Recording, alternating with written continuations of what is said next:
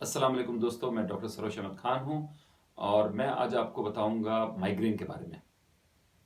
Migraine एक किस्म का हेडेक है यानी सर दर्द है।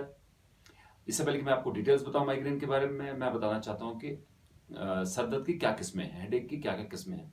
हेडेक की जो है वो दो इंपॉर्टेंट किस्में हैं, दो मेन किस्में हैं सर दर्द की। एक हम बोलते हैं प्राइमरी हेडेक और दूसरे को हम बोलते हैं सेकेंडरी हेडेक।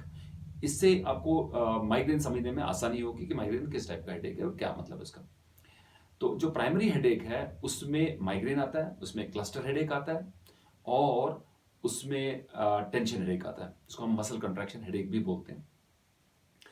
और जो सेकेंडरी हेडेक्स हैं उनमें बहुत सारी चीजें आती हैं जो कि सर दर्द करती हैं। प्राइमरी और सेकेंडरी में फर्क क्या है? फर्क ये है कि प्राइमरी में सर दर्द ही इंपॉर्टेंट एक सिम्टम है, वो सर दर्द की ही बीमारी है। और जो सेकेंडरी है वो बेसिकली कोई और बीमारी है और उसकी वजह से सरदर्द एक सिम्टम है। उसके अलावा और भी सिम्टम्स है बहुत सारे, लेकिन सरदर्द भी एक सिम्टम आता है, तो ये सेकेंडरी है। लेकिन उसका रीजन कुछ और है, अंडरलाइन कुछ कॉजेज हैं। जैसे मैं आपको सेकेंडरी हेडेक्स के बारे में ही बताऊंगा, सेकेंडरी सरदर्द के बारे में ही बताऊंगा। जैसे मिसाल के तौर पर किसी पेशेंट को जुकाम हो गया, 4-5 दिन जुकाम रहा, छींके आई, गले में खराबी हुई, थोड़ा सा बुखार चढ़ गया और उतर गया। लेकिन इसकी नाक जो है ब्लॉक हो गई और इसकी आवाज थोड़ी बिगड़ गई और इसको कुछ दिन के बाद सर में दर्द होने लगी। वो सर में दर्द कहाँ हो रहा है?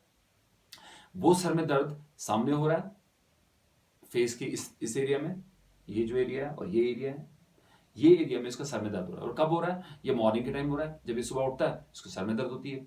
दिन में आहिस्ते आहिस्ते सर दर्द कम हो जाता है और शाम तक थोड़ा कम हो गया होता है, लेकिन ये फिर सोता है, फिर दूसरे दिन फिर सर में दर्द है सुबह। तो मॉर्निंग में हेडेक और इवनिंग तक कम होना और नाक ब्लॉक होना, आवाज बिगड़ना, उससे पहले हिस्ट्री होना कि खांसी जुकाम था, ये हेडेक जो है ये साइनोसाइटिस है। जो हम कॉमनली बोलते हैं कि साइनोसाइटिस है, उसको जी साइनसिस में जुकाम जम गया है। वो कौन से साइनसिस है? वो ये मैक्सिलरी साइनसिस है, ये एथमॉइड साइनसिस है और ये सामने जो है इसको बोलते हैं हम फ्रंटल साइनसिस। ये साइनसिस क्या है? ये खोखले जगह है, जो हड्डियों में खोखली जगह है, उसमें ये जो जुकाम है, ये नाक वगैरह जो है, म्यूकस है, ये जम गया है, उसकी वजह से सर में दर्द होता है। तो हमने इसको साइनोसाइटिस को ट्रीट किया एंटीबायोटिक से वगैरह, तो सर में दर्द भी ठीक हो गया। तो ये एक सेकेंडरी, आपको समझिए कि सेकेंडरी हेडेक क्या होता है। ऐसे एक इंसान है या लड़का है, ये पढ़ता है, पढ़ने के बाद उसको सर में दर्द हो जाती है। ये क्लास में बोलता है कि मैं क्लास अटेंड करता हूँ, मुझे सर में दर्द होती है, मुझे दिखता नहीं है ब्लैक बोर्ड अच्छी तरह से और मैं ज़्यादा फोकस करता हूँ तो ज़्यादा सर में दर्द होती है। तो ये आदमी को हम, ये बच्चे को हम आंखों का चेकअप करते हैं, या कोई एडल्ट है वो कंप्यूटर यूज़ करता है, उसके बाद उसको सर में दर्द होती है, छोटा प्रिंट होता है, उसको दिखता नहीं है क्लियरली, तो हम उसका आई चेकअप करते हैं और उसका नंबर खराब होता है और हम लोग उसको ऐनक देते हैं, उसका सर में दर्द ठीक हो जाता है। तो ये भी एक हेडेक है। किसी को हेड इंजरी हुई है यानी लगी है सर में और कुछ देर के बाद उसको सर में दर्द होती है, ये पोस्ट हेड इंजरी हेडेक बोलते हैं हम इसको। ये भी एक किस्म का हेडेक है जिसका एक बेसिक कोई अंडरलाइन रीजन था। यह बहुत अनकॉमन है, किसी को ट्यूमर होना, ब्रेन का ट्यूमर होना, और उसको हेडेक के अलावा, हेडेक उतना ज्यादा कॉमन उसमें सिम्टम नहीं है, प्रोमिनेंट सिम्टम नहीं है, उसके अलावा बाकी सिम्टम्स भी है। उसको उसको वॉमिटिंग हो रही है, उसको विजुअल डिस्टर्बेंस हो रही है, यानी उसको दिख नहीं रहा है सही, या उसको कोई न्यूरो डेफिसिट हो गया है, यानी उसको कुछ हाथ पैर थोड़ा वीक हो गया है या बैठ गया है, या उसकी आंखें टेढ़ी मेढ़ी हो गई है, या उसको कन्वल्शन हो गया है यानी मिर्गी जैसी तकलीफ हो गई है। तो ये तकलीफ अगर हुई है तो हमको समझ आती है कि ये इसको अंडरलाइन कुछ और रीजन है हेडेक के अलावा। तो ये हम लोग उसको सीटी स्कैन करेंगे, एमआरआई करेंगे, तो हमको पता चलेगा कि इसको ब्रेन ट्यूमर, खुदा बचाए। ये भी एक कॉज ऑफ हेडेक है, अनकॉमन है बहुत, लेकिन कॉज ऑफ हेडेक है।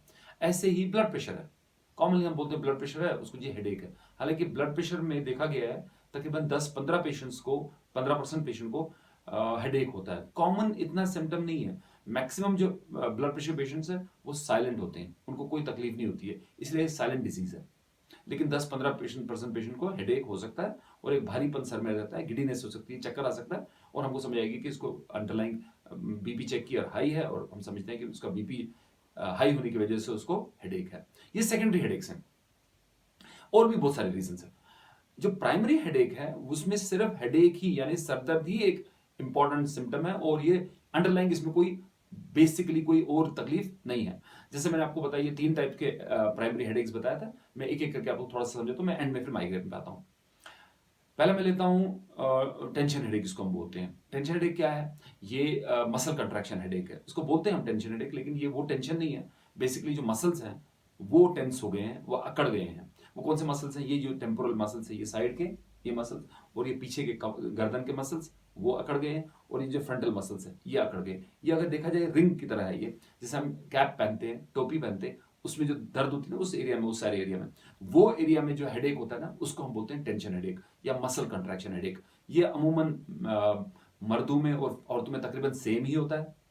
और ये ज़्यादातर जो वर्कर्स होते हैं, जो हाई स्ट्रंग होते हैं, जो एक्टिव रहते हैं, जो स्टिफ रहती है उनकी बॉडी, उन लोगों को ये हेडेक ज़्यादा होता है। शाम तक उनको ज़्यादा हो गया होता है ये हेडेक, और थक जाते हैं ये लोग। और जब नींद करते हैं, सोते हैं रात को, सुबह उठते हैं तो फ्रेश होते हैं, उनका हेडेक कम हो गया होता है या ख़त्म हो गया होता है। और ये देखा गया है कि ये जो हेडेक है, इसमें नौशिया, वॉमिटिंग, ये सब चीज़ें नहीं होती है। न्यूरो डेफिसिट वगैरह ऐसी चीज़ें नहीं होती है, सिर्फ हेडेक होता है। इसमें भी हम एनाल्जेसिक, पैरास्टामोल वगैरह कोई पेन किलर दे के कर सकते हैं, और थोड़ा सा इंसान को रिलैक्स किया तो ये इसका ये टेंशन हेडेक जो है कम हो सकता है। ये कॉमन है, ये काफ़ी कॉमन है। तकरीबन अगर हेडेक हम देखा जाए, हम जो हेडेक देखते हैं, सर दर्द जो देखते हैं हम, उसमें देखा जाए तो हम लोग मैक्सिमम पेशेंट्स को मसल कंट्रैक्शन हेडेक या टेंशन हेडेक ही होता है। 80% को तकरीबन यही होता है। दूसरा एक हेडेक है जो कि अनकॉमन है, बहुत अनकॉमन है। एक में से 1000 आदमी में से एक को ये हेडेक हो सकता है। इसको हम बोलते हैं क्लस्टर हेडेक।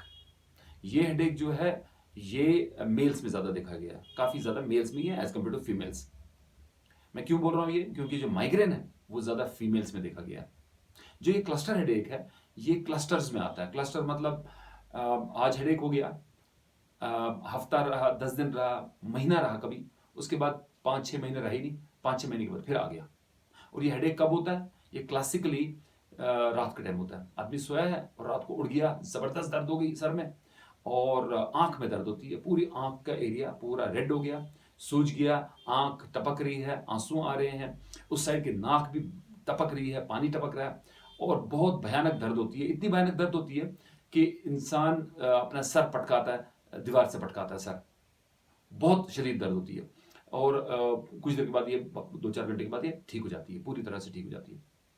लेकिन फिर आती है, फिर आदमी सोता है, फिर रात को होती है। और ये जो सर दर्द है, ये हफ्तों और महीनों रह सकता है, उसके बाद महीनों तक नहीं आएगा, फिर आएगा और ग्रुप्स में आएगा, क्लस्टर्स में आएगा। इसको हम बोलते हैं क्लस्टर हेडेक। एक स्पेशल टाइप का हेडेक है, लेकिन बेसिकली ये हेडेक डिजीज ही है ये। इसमें इन्वेस्टिगेशन आप करोगे कुछ नहीं निकलेगा, नॉर्मल निकलेगा। इन प्राइमरी में इन्वेस्टिगेशन में कुछ भी नहीं निकलता। जो अब आते हैं हम माइग्रेन पर। तो माइग्रेन हेडेक क्या है? माइग्रेन हेडेक जैसे मैंने बताया, फीमेल्स में ज्यादा कॉमन है। अगर देखा जाए पॉपुलेशन में 6%, अगर देखा जाए 4 से 6% मर्दों में होता है, और 15 से 16% जो है वो फीमेल्स में होता है। इतना कॉमन है ये, अनकॉमन चीज नहीं है, कॉमन चीज है। माइग्रेन मिस हो जाता है, डायग्नोज सही नहीं होता है। लोगों को सरदर्द होती है, वो चल रहे हैं सरदर्द के साथ, और उनको आइडिया नहीं है कि ये माइग्रेन है, इसका डिफरेंट इलाज है। इसका इलाज नॉर्मल हेडेक की तरह नहीं है, मसल कंट्रैक्शन हेडेक की तरह इसका इलाज नहीं है। तो ये माइग्रेन कैसे होता है? ये जब होता है तो ये वन साइडेड होता है, यानी सर में एक साइड हेडेक होगा, और ये थ्रॉबिंग हेडेक होता है, यानी पल्सटाइल हेडेक बोलते हैं इसको, वैस्कुलर हेडेक है ये बेसिकली जो वेसल्स है ना, ब्रेन की वेसल्स जो हैं, इन रगों का ही प्रॉब्लम है, इनका सुकड़ना और इनका डायलेट होना, इन चीज की वजह से होता है। क्यों होता है ये? इसका कोई रीजन नहीं है, पता नहीं है क्या है। और ये वैस्कुलर हेडेक जैसे हार्ट बीट होती है या रग उठती है, वैसे ही ये सर फटता है, हर बीट के साथ एक सर फटता है जैसा है। इसको हम बोलते हैं वैस्कुलर हेडेक या पल्सेटाइल हेडेक। देखिए, दूसरा ये वन साइड है, दो चीज होगी। तीसरा, इसमें अमूमन लाइट बुरी लगती है, जिसको हम फोटोफोबिया बोलते हैं, और उसमें शोर बुरा लगता है, जिसको हम फोनोफोबिया बोलते हैं। तो इंसान क्या करता है, वो अपने को कंबल लेके लाइट बंद कर देता है, कंबल लेके बैठ जाता है, अंधेरा कर देता है, पर्दे बंद कर देता है। तो इसको शोर नहीं होना चाहिए, इसको लाइट नहीं होनी चाहिए, तब जो इसको रिलीफ मिलता है। और इसमें देखा गया है कि नौशिया बहुत कॉमन है। नौशिया मतलब उसको लगता है जैसे मैं उल्टी करूंगा, जैसे मुझे उल्टी आएगी, वैसी फीलिंग। ये तकरीबन 80% में देखा गया है। 80% लोगों को, माइग्रेन वालों को नौशिया होता है। और जो वॉमिटिंग है वो बहुत अनकॉमन है, नहीं होती है, लेकिन ये कोशिश करता है कि मैं वॉमिट करूं। ये सोचता है कि मैं अगर वॉमिट करूंगा तो शायद मेरी वॉमिटिंग से हेडेक मेरा कम हो जाएगा। इतना ये डेस्परेट हो जाता है। कभी उंगली डाल के वॉमिटिंग भी करते हैं ये पेशेंट्स। ये लड़कियों में ज़्यादा होता है, यंग लड़कियों में ज़्यादा होता है, टीनेजर्स में होता है, यंग लड़कियों में होता है। और ये विद टाइम, अच्छी चीज़ ये है कि विद टाइम ये कम कम कम इसकी इंसिडेंस हो जाती है और ये खत्म हो जाता है। 40 के बाद अमूमन ये देखोगे आप कि माइग्रेन पेशेंट्स बहुत कम हो जाते हैं। ये अच्छी चीज़ है इसके बारे में। और इसमें और एक चीज़ है कि जिसको हम बोलते हैं विजुअल डिस्टर्बेंसेस, यानी आंखों की डिस्टर्बेंस होती है इनको 10% को विजुअल डिस्टर्बेंस होती है, जिसमें स्कोटोमास होते हैं, यानी एक ब्लैकआउट जैसा होता है, एक एरिया आता है, जैसे पिक्चर आप देख रहे हो, कोई चीज़ देख रहे हो, उसमें एक एरिया है जो डल दिख रहा है, बिल्कुल क्लियर नहीं दिख रहा, साफ नहीं दिख रहा, ये ब्लैंक दिख रहा है, उधर कुछ भी नहीं दिख रहा, आपको कोई शक्ल नहीं दिख रही। आप ये फोटो में देख सकते हो, ये स्कोटोमास के किस्में हैं, यानी ये जो एरियाज है, इस छोटे से डॉट से लेकर बढ़ रहे हैं डॉट, बढ़ रहे हैं डॉट, और एरियाज बढ़ रहे हैं। इन एरियाज में इसको कुछ दिख नहीं रहा है। ये पिक्चर में भी आप देख सकते हो, इसमें ये एरिया है जो इसको, इस एरिया में ये कुछ भी नहीं दिख रहा है, पिक्चर नहीं दिख रही है, इतना साफ नहीं दिख रहा है। जब हम इनको बोलते हैं पेशेंट्स को ये ड्रॉ करो, तो ये ऐसे ड्रॉ करते हैं, जिगजैग लकीरों में ड्रॉ करते हैं कि ऐसा हमको लाइट जैसी दिखती है और ब्लैक जैसा दिखता है और ये जिगजैग लकीरें जैसी दिखती है। इसको हम स्कोटोमास बोलते हैं। ये पेशेंट्स में 10% पेशेंट में होता है माइग्रेन वालों को, और ये हेडेक से पहले होता है। ये तकरीबन 15 से 30 मिनट तक रह सकता है ये विजुअल डिस्टर्बेंस स्कोटोमा। और अच्छी चीज़ ये है कि अगर ये हो तो पेशेंट अगर उसी टाइम अगर दवाई खाए तो अबॉर्ट हो सकता है, यानी ये हेडेक, माइग्रेन का हेडेक नहीं होगा। और अगर उसने डिले कर दिया तो हेडेक हो गया। एक बार हेडेक हो जाता है तो फिर ये टाइम लेता है, काफ़ी टाइम लेता है। ये पूरा दिन खराब कर सकता है, ये 2 दिन खराब कर सकता है कंटिन्यूसली। उस टाइम में इंसान कुछ भी नहीं कर सकता, कोई काम नहीं कर सकता, बिल्कुल बेकार हो जाता है। तो इसीलिए ये अगर पहले अबॉर्ट किया जाए, पहले दवाई खाई जाए हेडेक होने से पहले, तो बेहतर है। तो पेशेंट सीख जाता है कि मेरे को हेडेक होने वाला है, माइग्रेन का सीवियर हेडेक होने वाला है, मैं पहले दवाई खा लूँ। ऐसे भी पेशेंट्स हैं जो अपने को केयर करते हैं वैसे। और ये हेडेक जो है फिर हफ्ते के बाद दोबारा हो गया, या महीने में 3-4 बार हो गया, और ये चल रहा है चल रहा है चल रहा है, ये क्रॉनिक बन जाता है, ये काफ़ी सालों साल चलता है। इसकी कुछ दवाइयाँ भी हैं, और वो दवाइयों में एक दवाई ये है कि जिससे प्रिवेंट होगा, वो इंपॉर्टेंट है हमारे लिए कि वो दवाई आप खाओ जिससे हेडेक नहीं होंगे या कम होंगे। वो दवाइयों के चार्ट में आप देख सकते हो, ये दवाइयाँ हैं। मैं चाहता हूँ कि ये दवाइयाँ आप किसी डॉक्टर के प्रिस्क्रिप्शन से ही लोगे, ऐसे मेरे बोलने से नहीं लोगे। मैं बता रहा हूँ, ये मेरा एम है ये वीडियो बनाने का, आपको इन्फॉर्म करना, अवेयर करना कि ये डिजीज़ क्या है और कैसी होती है, ताकि अगर आप में से किसी को ये माइग्रेन है तो अपने डॉक्टर के पास जा सकते हो, उनसे बात कर सकते हो और उनको पूछ सकते हो कि ऐसी दवाई, वो दवाई दो मुझे जिससे कि मेरा हेडेक जो है प्रिवेंट हो जाए। ये प्रिवेंशन वाली दवाइयां जो है ये क्या करेंगी, ये आपको 3 चीजें कम करेंगी। ये 3 चीजें आपको कम करेगी। एक, आपकी जो फ्रीक्वेंसी है हेडेक की, यानी अभी तक आपको हेडेक होता था महीने में 4-5 बार होता है, ये फ्रीक्वेंसी कम हो जाएगी। जब आप दवाई खाओगे हो सकता है महीने में 1 ही बार होगी, या हो सकता है 2 महीने में 1 बार होगी। फ्रीक्वेंसी कम होगी। ड्यूरेशन जो है हेडेक का, जैसे मैंने बोला 24 घंटे से 48 घंटे तक रह सकता है, सो ये ड्यूरेशन कम हो जाएगा। अब जब आपको दवाई खा रहे हो, हेडेक हुआ, ये आपका घंटा भर रहा, आधा घंटा रहा और ठीक हो गया, सो फ्रीक्वेंसी भी ठीक हो गई, कम हो गई, ड्यूरेशन भी कम होगी, और इंटेंसिटी भी कम हो जाएगी। इंटेंसिटी मतलब बहुत सीवियर था, आप कुछ नहीं कर सकते थे, बर्दाश्त के बगैर बाहर था ये सर, और जब आपने ये दवाई खाई, प्रिवेंशन वाली दवाई जब आपने खाई, अब आपका इंटेंसिटी भी कम हो गई। इंटेंसिटी कम होना यानी मतलब जो सीवियरिटी थी, जो तेज हेडेक था, कुछ करने नहीं देता था, आपको बिल्कुल बिठा देता था, अब आप दवाई जब खाते हो तो इंटेंसिटी कम हो जाती है, अब आपको मामूली होता दर्द। सो मामूली दर्द कम टाइम के लिए और बहुत देर के बाद आएगा। ये तीनों चीजें जब आपको फर्क होता है तो इसका मतलब आपको इफेक्टिव है, ये प्रिवेंशन वाली दवाइयां इफेक्टिव है। उसके अलावा कौन सी दवाई है? उसके अलावा दवाई है जब हेडेक हो गया तो आप अब दवाई खा रहे हो जो कि सर दर्द को खत्म करने के लिए। तो ये हम लोग देते हैं दवाइयां, जैसे पैरास्टामोल देते हैं, पैरास्टामोल के साथ मिडोक्लोप्रामाइड देते हैं, या कैफीन देते हैं, ये कॉम्बिनेशन में आती है दवाइयां, ये देते हैं, या अर्गोट प्रिपरेशन देते हैं, जिससे कि जो माइग्रेन का हेडेक है, सर दर्द है, वो अबॉर्ट हो जाए। या ट्रिप्टन्स देते हैं, थोड़ी कॉस्टली दवाइयाँ हैं लेकिन अच्छी दवाइयाँ हैं ट्रिप्टन्स, ये भी हम देते हैं। इन चीज़ों से दवाइयाँ, इन चीज़ों से हेडेक जो है वो खत्म होता है और कुछ देर के बाद कम हो जाता है, लेकिन फिर आता है इसके लिए प्रिवेंशन की दवाई भी खाने की जरूरत है। और ट्रिगर फैक्टर, जैसे मैंने बताया, कुछ ट्रिगरिंग फैक्टर है जो आपको अवॉइड करने हैं। उनमें क्या क्या है? जैसे माइग्रेन का हेडेक देखा गया, अगर आपने नींद नहीं सही की है तो आपको हेडेक ज़्यादा होगा। जिस दिन आपको रात को जागना पड़ा किसी बहाने, दूसरे दिन आपको हेडेक हो गया ज़बरदस्त।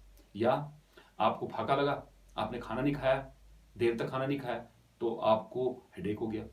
तो अमूमन देखा गया, अगर बिजी हो गए दिन भर काम से और उन्हें खाना नहीं खाया, शाम को उनको लेट हो गया खाने में, तो सर में दर्द होगी, ज़बरदस्त सर में दर्द होगी। और कुछ लोगों में देखा गया है कि कुछ खाने की चीज़ों से उनको माइग्रेन प्रेसिपिटेट हो जाता है, यानी ट्रिगरिंग फैक्टर खाने की चीज़ें, उनमें 2 चीज़ें इंपॉर्टेंट है। एक चॉकलेट, अगर चॉकलेट खाएँगे तो उनको हेडेक हो जाता है, और वाइन जो है, शराब जो है, जो कुछ लोग पीते हैं, तो वो अगर पिएँगे उससे उनको हेडेक होता है। तो ये चीज़ें अवॉइड करें पेशेंट, तो बेहतर है। तो दोस्तों, मेरा एम ये था बताने का, ये वीडियो बनाने का, कि आप लोगों को अगर हेडेक किसी को है तो वो उसको पता चलना चाहिए मेरा किस टाइप का हेडेक है, और अगर माइग्रेन है तो मैं दवाई खाऊं और मैं इसको टाइड ओवर करूं। जैसे मैंने बोला कि ये 40s के बाद कम हो जाता है, उसके बाद ये बहुत कम होता है। तो ऐसा नहीं है कि लोग समझते हैं कि मैं माइग्रेन है और मैं क्रिपल हो गया और मैं कुछ नहीं कर सकता हूं, मैं बिल्कुल बेकार हो गया हूं, वैसी बात नहीं है। आप माइग्रेन होते हुए भी अपनी जिंदगी अच्छी तरह से बसर कर सकते हो। दोस्तों, अगर मेरा वीडियो आपको अच्छा लगा है तो आप मेरे वीडियो को लाइक कीजिए, मेरे चैनल को सब्सक्राइब कीजिए, और कमेंट बॉक्स में अपने कमेंट्स लिखिए, और अपने फ्रेंड्स से, फैमिली से, दोस्तों से, कलीग्स से शेयर कीजिए मेरे वीडियो को, और बेल आइकन दबा के इंश्योर कीजिए कि आपको नोटिफिकेशन मिलते रहे। अगर जब तक मैं मिलता हूँ आपको अपने अगले वीडियो में, तब तक अपना ख्याल रखिए, अपने फैमिली का ख्याल रखिए। अल्लाह हाफिज़, have a nice time, bye.